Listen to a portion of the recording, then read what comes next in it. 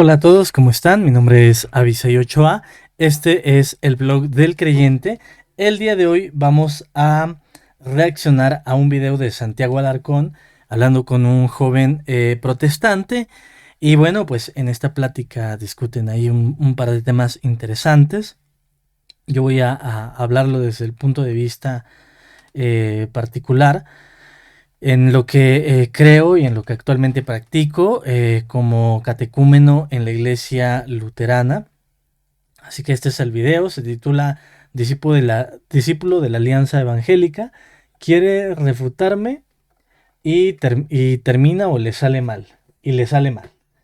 Bueno, entonces vamos a ir escuchando y escuchamos ahí el punto del que parten de la lectura y vamos comentando. Ya, la parte que dice la tradición unificadora de la Iglesia. Ajá, dale. Ya voy a leer toda esa parte. Dice, por tanto, habiendo recibido este mensaje y esta fe, como acabamos de decir, la Iglesia, aunque esparcida por el mundo entero, lo guarda cuidadosamente como habitando en una sola mansión y cree de manera idéntica, como no teniendo más que una sola alma y un solo corazón, predicando y enseñando estas cosas al unísono y transmitiendo la tradición como si tuviera una sola voz. Porque aunque las lenguas del mundo difieren entre sí, el contenido de la tradición es único e idéntico, y ni las iglesias establecidas en Germania, ni las que están entre los íberos, ni las que están entre los celtas, ni las del oriente, es decir, de Egipto y Libia, ni las que están fundadas en el centro del mundo, tienen otra fe u otra tradición, sino que de la misma manera que el sol, criatura de Dios, es uno y el mismo en todo el mundo, así esta luz de la predicación de la verdad brilla en todas partes e ilumina a todos los hombres. Quieren llegar al conocimiento de que quieren llegar al conocimiento de la verdad. Y ni en el que es más elocuente enseñará estas más cosas, porque nadie es superior al maestro, ni el que es parco en palabras disminuirá en nada a la tradición, porque siendo la fe una e idéntica, ni el que es capaz de hablar mucho sobre ella la aumentará en nada, ni el que es capaz de hablar poco la disminuirá. Ahí quería preguntarte, ¿tú qué crees que se refiere ahí, que es la tradición a la que no se le puede agregar ni quitar? A ver, ahí yo creo que tal cual, no sé qué respuesta se está esperando, pero si está hablando de la tradición, pues obviamente no debe de ponerle una pregunta, sino debe de afirmar. ¿Estás de acuerdo que aquí se está afirmando que la tradición es inamovible? Lo que cree la Iglesia Universal, sea donde sea que esté, tiene ya sus postulados y permanece en esa fe. Probablemente esté hablando de lo que es un primitivo credo cristiano. Y acá la respuesta de Santiago se va aún probablemente, no está afirmando, no se está comprometiendo con su respuesta, ¿no? Es probablemente, se refiere a lo que viene a ser un antiguo credo, ¿cómo le llamaríamos? Bueno, lo que viene a ser un tipo de credo cristiano. Un credo apostólico, más o menos. Claro, yo no diría credo apostólico porque podríamos confundirlo con el que nosotros hoy conocemos como credo apostólico, que para ese tiempo está en discusión si...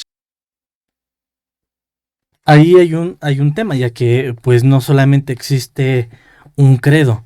De hecho, en la iglesia luterana, este es el himnario de la iglesia luterana, nosotros recitamos cada culto divino los domingos, lo que es el credo niceno, pero también tenemos el credo apostólico y también el credo de Atanasio. Entonces, cuando se habla de credo, no necesariamente tenemos que afirmar que es el credo particular de el credo de los apóstoles. ya estaba desarrollado. Pero sí podríamos decir de que es un credo que se comparte y se transmite, y que son básicamente lo que transmite ese credo son las doctrinas aquellas que hasta el momento se habían desarrollado o estaban... Bueno, hasta aquí entonces entendamos algo. De repente pasan de hablar de la tradición a estar exclusivamente ya inmersos en lo que es el contenido del credo, ¿no? Y en adelante van a desarrollar su conversación en el tema del credo. un intento de elaboración por parte de los cristianos y que necesariamente tenían que ser confesadas. Claro. ¿Estamos de acuerdo? Puede ser, puede ser. ¿Crees que en parte en ese credo Para mí, creencias como las aquí afirma? esto pues vaya, ya no es un diálogo correctamente que vaya por un buen puerto, porque acá el joven lo que está haciendo es que ya aceptó con otro puede ser y no le sabe asegurar, no le dice, no habla del credo, habla de la tradición o habla de algún otro tema en específico. También no sabe de qué tema están tratando, ¿no? Ese es el problema. Ahora le va a comprar de que en efecto lo que están hablando es del credo y él va a caer justamente pues en ese tema y ahí pues yo creo que empieza a hacer una serie de malabares para poder explicar o para poder llevar el tema de lo que quiere explicarle a Santiago, que es el hecho de que la Iglesia Católica Romana ha agregado o añadió eh, una serie de cosas, de temas que no estaban dentro de la fe original. La Iglesia Católica Romana hoy, tradiciones como lo son la infalibilidad papal, la Asunción de No. María, no están ahí. Y aquí esto es em, interesante que la pregunta es, ¿estás de acuerdo en que en el credo no viene tal, tal y tal?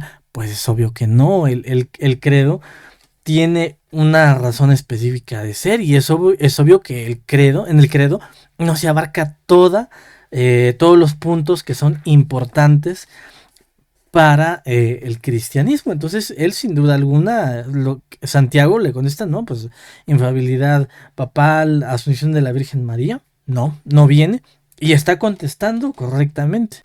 Allí. No están en ese credo. Recordemos que el credo es una declaración de fe. En dicha declaración no están. La infalibilidad papal, eso no está. Entonces, aquí Ireneo está diciendo que esta creencia, esta tradición está universalmente creída. Todas las iglesias de todo el mundo la comparten y no se dividen a causa de esto. A pesar de que en ese tiempo habían muchísimas diferencias de interpretaciones. Todos los padres de la iglesia tenían diferencias de interpretaciones en casi todos los temas. Había diferencia en escatología, diferencia en interpretación de la escritura. Por ejemplo, estaba la escuela de Alejandría, la escuela antioqueña, una tomaba el Antiguo Testamento literal, una interpretación más literal y una interpretación más alegórica. No había una unidad en todas las creencias y en todas las doctrinas secundarias, pero había una unidad en esto, en el credo que se menciona aquí, Ireneo, que antes del texto que yo te mencioné. Y bueno, la pregunta sería, ok, lo que él está diciendo es que el credo era lo único en lo que todos tenían unanimidad. Y él está señalando, y bueno, pues aquí en el credo no se muestra nada de lo que es infalibilidad papal, ni de lo que es la Asunción de María, creo que son los dos temas que mencionó particularmente, ¿no? Pero bueno, pues aquí más bien lo que yo argumentaría es, siento que no está centrando bien el tema porque él lo que quiere dar a entender es el catolicismo.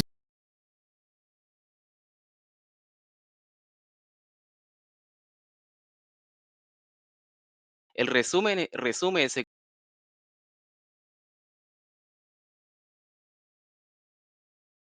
credo, que es básicamente. Disculpen, había perdido el audio. Bueno, lo que decía es, en efecto, acá con lo que no estoy de acuerdo con el chico es que, bueno, pues pasó de hablar de un tema y ahora enteramente ya está tratando el tema de lo que es lo que es la infalibilidad papal, como si tuvieran algo que ver con el credo, ¿no? Entonces, siento yo que más allá de decir, oye, sabes que había una tradición antigua, una tradición de la iglesia, que se cree que perseveró, que era la misma que tenían todas las iglesias en su catolicidad. Y bueno, en esa tradición no existía infalibilidad papal, no existían toda la serie de cosas que añadió la Iglesia Católica Romana con el paso de los años. Pero acá se están envolviendo exclusivamente en lo que es el tema del credo. Las mismas creencias que salen en el credo apostólico, en el credo de los apóstoles. Y acá yo creo que es aún peor ¿por qué porque... tú crees que la Iglesia Católica Romana agregó cosas a este credo cuando aquí... Ay, perdón. Porque pasamos a hablar de tradición a credo que no era el credo de los apóstoles, ahora decir que es el credo de los apóstoles. Entonces acá para mí ya no tiene tanto sentido la conversación, más bien lo que debió haber sucedido de parte quizás de Santiago Alarcón, si es que él lo detectó, es corregirlo, decirle, no, espérame, ¿en qué momento pasamos a hablar del credo? O por qué motivo estás diciendo que la Iglesia Católica Romana añadió algo al credo. Me paré de mi lugar para ir por una Biblia católica. Esta es la Biblia latino-mexicana católica. Y si yo abro, aquí tienen el credo. Y el credo es exactamente el mismo credo que yo encuentro en el himnario luterano y que encuentro, por ejemplo, en mi Biblia, en mi Santa Biblia, que contiene el catecismo menor. Entonces, para empezar, acá ya hay una falacia. Y yo creo que no es una falacia de la que el hermano sea consciente, sino que se enreda y dice, pues la Iglesia Católica Romana añadió el credo de los apóstoles, la infalibilidad papal, y añadió la Asunción de María y todo lo demás. Es obvio que si ese es el debate, pues ya lo perdió, ¿no? Nadie va a estar de acuerdo en lo que está diciendo, ni siquiera nosotros en el mundo evangélico. Y dice Ireneo que no había que agregarle cosas a este credo. No, porque primero y principal, al credo la Iglesia Católica no le añadió otras cosas. Por dar un ejemplo, cuando Por supuesto que no le añadió nada. Digo, la discusión ya se volvió totalmente, no sé, ya como sin sentido. ¿En qué momento pasamos a decir o a afirmar que los católicos romanos le han añadido algo al credo? Cada domingo. ¿Fuiste alguna vez a una misa? No. Cuando nosotros vamos un domingo a misa, rezamos el credo. Y en el rezo del credo, rezamos el credo apostólico, no se dice nada respecto a, por dar un ejemplo, la asunción. Por supuesto que no se dice nada referente a eso. No solamente los católicos romanos repiten el credo el credo niceno cada domingo. Nosotros, evangélicos luteranos, repetimos el credo cada domingo. Y durante ese momento en el que lo repetimos, no estamos haciendo referencia a ningún dogma en particular. Entonces ya la conversación perdió totalmente su sentido.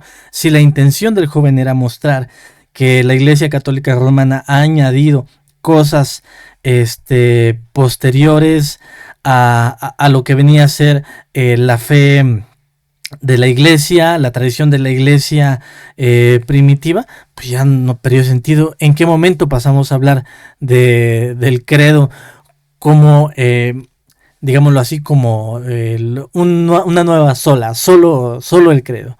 No, eso no existe.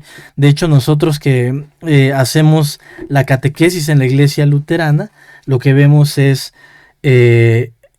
los 10 mandamientos, el credo, el Padre Nuestro, el sacramento del Santo Bautismo, el oficio de las llaves, el sacramento del altar o Santa Cena, las oraciones diarias, la bendición y acción de gracias, la tabla de deberes cristianos y tal cual preguntas cristianas y sus respuestas, que pues eso es un catecismo, ¿no? Que es lo que tenemos acá. Entonces esta conversación pierde completamente sentido si se va a ahora argumentar que la Iglesia Católica Romana pues ha añadido cosas al credo, ¿no? Eso es algo que no ha sucedido.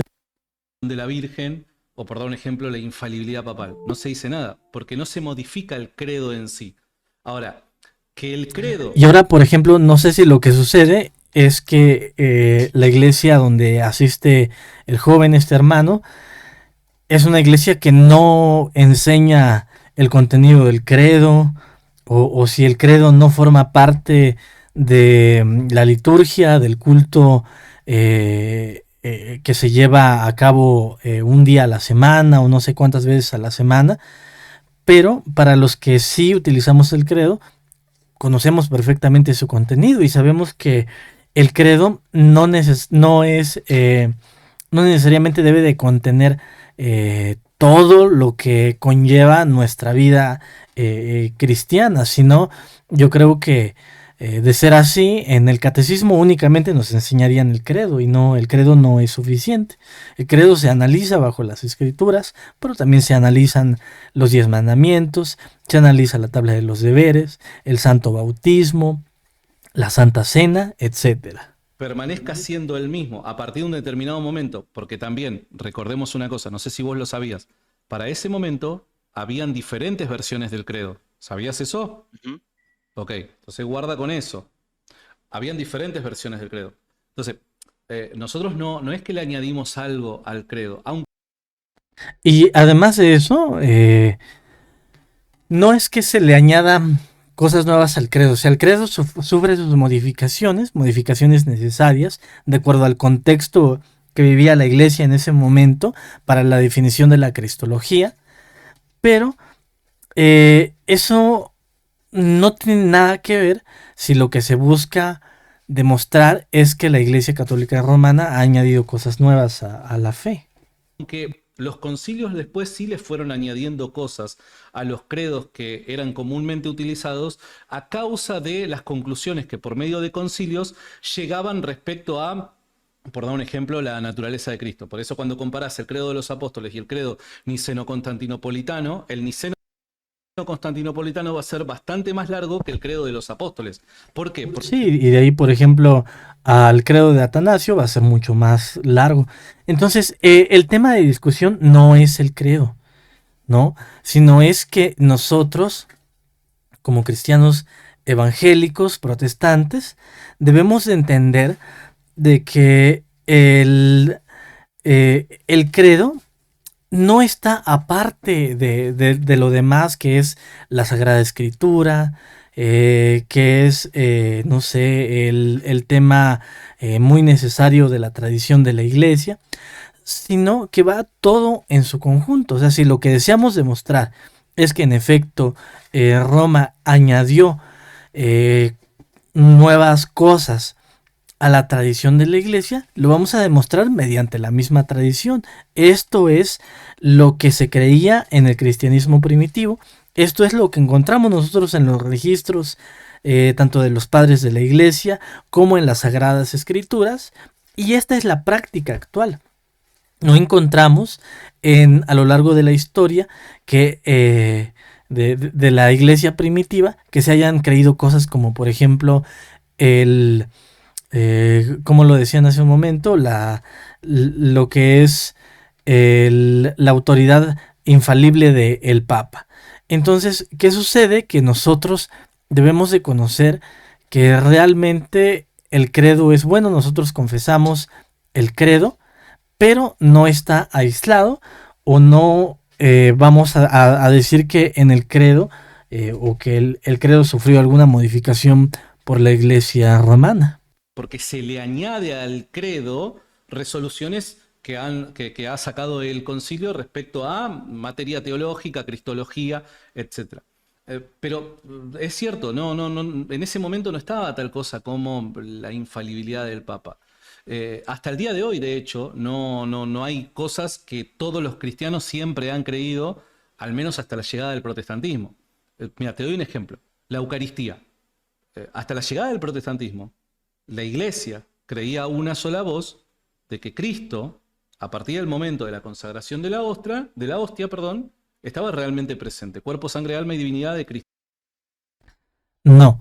Es diciembre ya de 2024 y nosotros como evangélicos luteranos creemos en la presencia real de Cristo en la Eucaristía. ¿Por qué? Porque la Sagrada Escritura lo dice. Esto es mi cuerpo, esta es mi sangre. Entonces, en este tema de englobar a toda la iglesia, a todas las denominaciones protestantes dentro de lo que sucedió a partir de 1500 es incorrecto, porque han pasado 500 años ya desde la Reforma Protestante y la Iglesia Luterana sigue sosteniendo que está la presencia real en la Santa Cena. Listo, ya no era pan común, dice Ignacio de Antioquía. Bien, eso, que era el sacrificio cristiano en cada día del Señor, no aparece tampoco en el credo de los apóstoles. Exactamente, aquí completamente de acuerdo con Santiago. No aparece en el credo de los apóstoles, pero tenemos a la Sagrada Escritura. En la Sagrada Escritura podemos encontrar que ciertamente está el cuerpo y la sangre del Señor presente en la Santa Cena. Y que no aparezca en el credo de los apóstoles no quiere decir que toda la iglesia no creía en eso. Toda la iglesia creía en eso. De hecho, hasta el día de hoy, aún... Toda la iglesia cree en eso, ¿no? Y sabemos que por ejemplo, existen las denominaciones hermanas protestantes que no creen en la presencia real del Señor en la Eucaristía. Sin embargo, no se puede englobar que toda la iglesia protestante no cree en eso, ¿no? Sino que más bien acá sucede algo. Empezaron con un tema que es el tema del contenido del credo, que ni siquiera era el tema inicial, sino el tema inicial era la tradición, el contenido de la tradición. Ajá. Y después pasaron al credo. Ahora del credo se están metiendo con la presencia real en el contexto de que en el credo no necesariamente se menciona el tema de la presencia real del cuerpo y la sangre del Señor en la Santa Cena. Ya pasando 1000 años desde la separación entre ortodoxos y católicos romanos, como dirían, se sigue sosteniendo exactamente lo mismo. Aunque filosóficamente se le explique de una determinada manera, se sigue creyendo exactamente lo mismo. Entonces, no todo lo que se creía exactamente lo mismo para ese tiempo formaba parte del credo. No, porque para ese tiempo todos creían lo mismo respecto a la Eucaristía. Eso lo podemos mostrar. Y con esto cierro. Y la Eucaristía no aparece en el credo de los apóstoles o en otros credos. Sí, te escucho. Es que, bueno, mencionaste varios temas en realidad, pero hablando de, por ejemplo, la Eucaristía, no es verdad que había una sola visión en los padres apostólicos, ni menos algo parecido a la transubstanciación, ni había mención sobre... Mira, ese luego es el problema, ¿no? Vale, está bien. No se menciona nada relacionado a la transubstanciación. ¿Por qué? Porque que tratarías entonces de señalar que es necesaria o tiene que ser real el tema de la transubstanciación para creer en la presencia real. No, no es necesario. ¿Por qué? Porque está la Escritura. La Escritura dice, este es mi cuerpo, esta es mi sangre. Se acabó y se cerró el tema. Entonces, aunque realmente en los padres de la iglesia no se encuentre, o aunque no se mencione absolutamente nada de la transubstanciación, yo diría quiten el tema de la transubstanciación de en medio y dense cuenta de que es por eso que la sola escritura es tan válida, ¿no? En la sola escritura nosotros no vamos a encontrar a la escritura aislada, sino a la escritura en el contexto, la escritura como medida, la escritura como regla.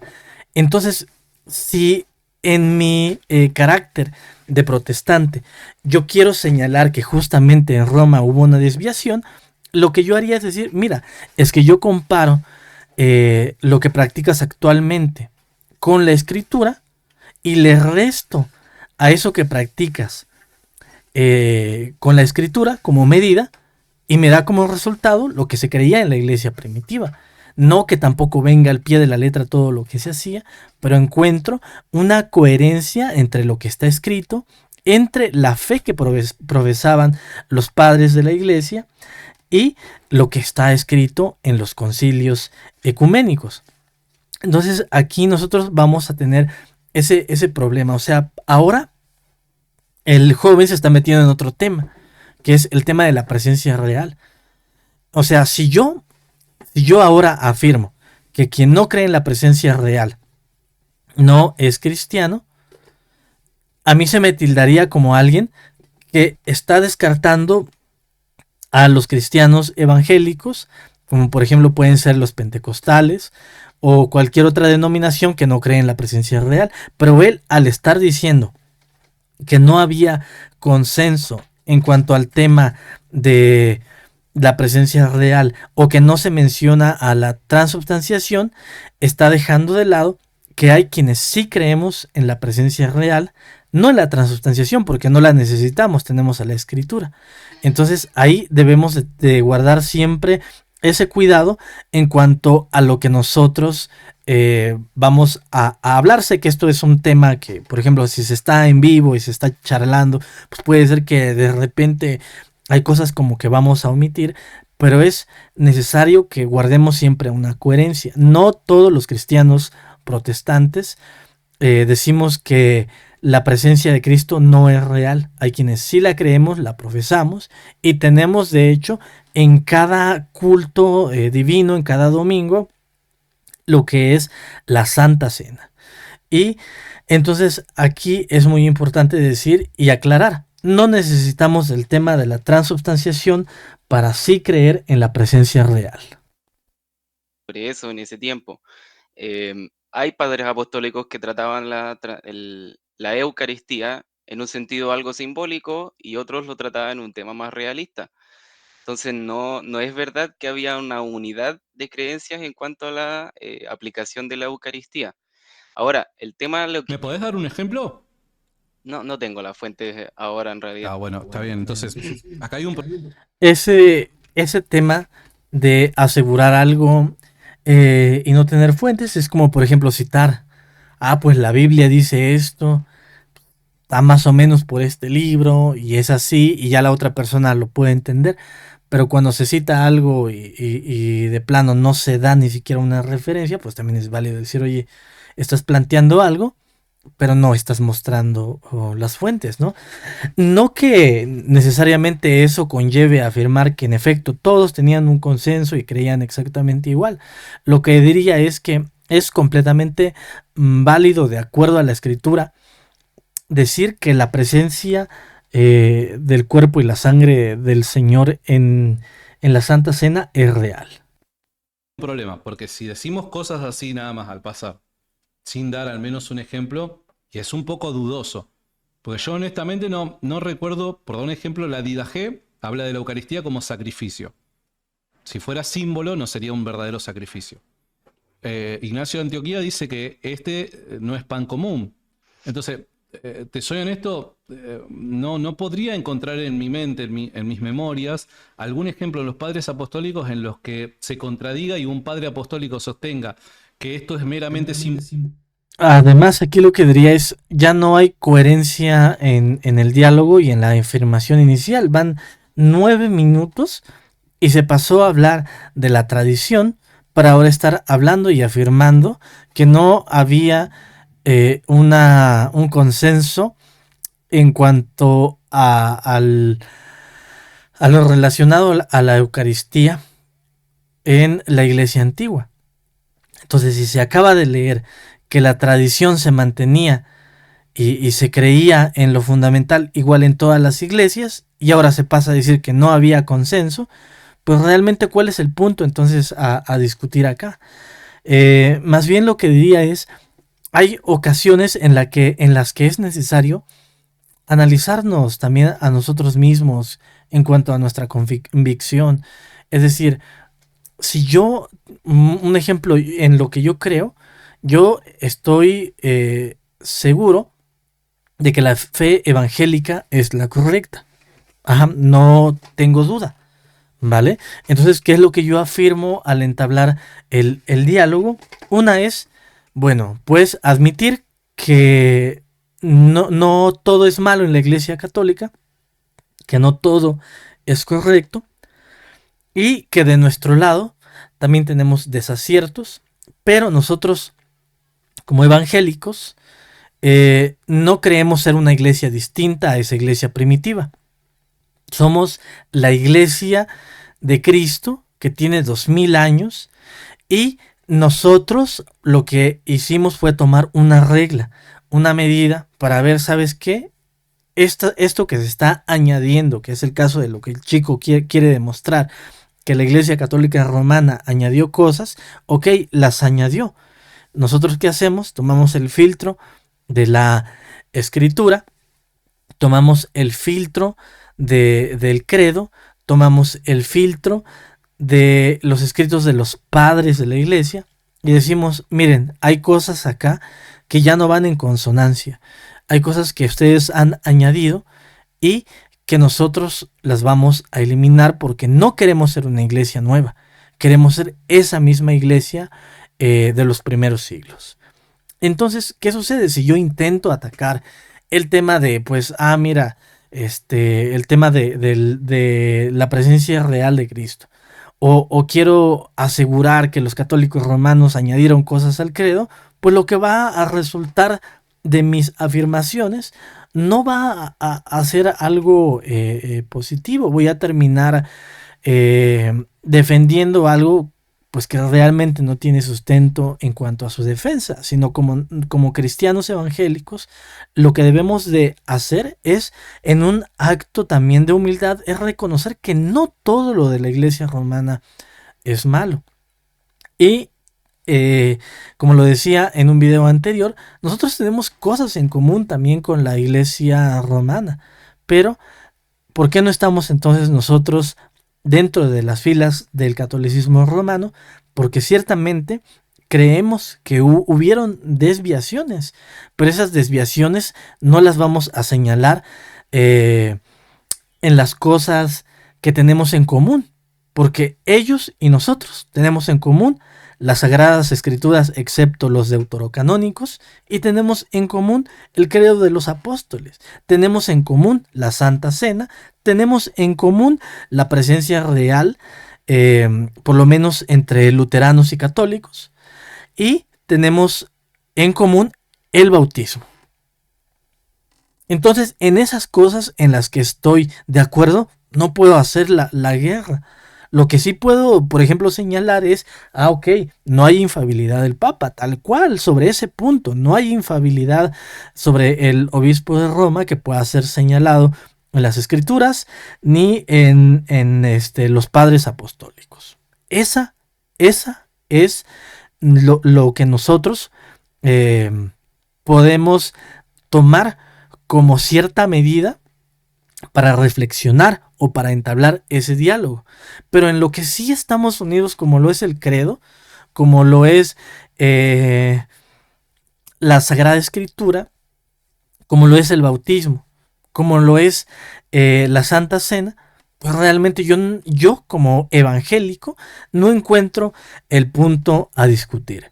Realmente esas serían las conclusiones a las que quiero llegar con este corto video, y quiero invitarlos a todos que ciertamente nos examinemos nuestro corazón, no seamos llevados por cualquier corriente también de doctrina, ni de posición solamente porque queremos llevar la contraria, sino que nosotros podamos afirmar nuestros pasos desde la verdad que está en las Sagradas Escrituras, desde la verdad que no vamos a encontrar en un youtuber evangélico porque nosotros somos evangélicos, o católico porque somos católicos, sino que vamos a encontrar en Cristo, en su palabra, y para ello es muy necesario congregarse. Yo creo que si nosotros realmente vamos a la iglesia buscando que el Señor nos afirme, buscando su dirección, vamos a encontrar verdaderos maestros que puedan iluminarnos y que puedan ser buenos pastores para con nosotros, porque más allá de lo que nosotros podamos encontrar de información diversa en internet, en YouTube específicamente, nosotros siempre vamos a tener a un maestro que va a estar con nosotros para guiarnos, para darnos su luz, su paz, y no solamente envolvernos en la discusión y ya tratar de defender lo indefendible. Mi nombre es Abisaí Ochoa y espero que en ustedes esté el Espíritu del Señor, que se puedan encontrar contentos, en paz, que puedan congregarse y que la paz del Señor esté con ustedes. Amén.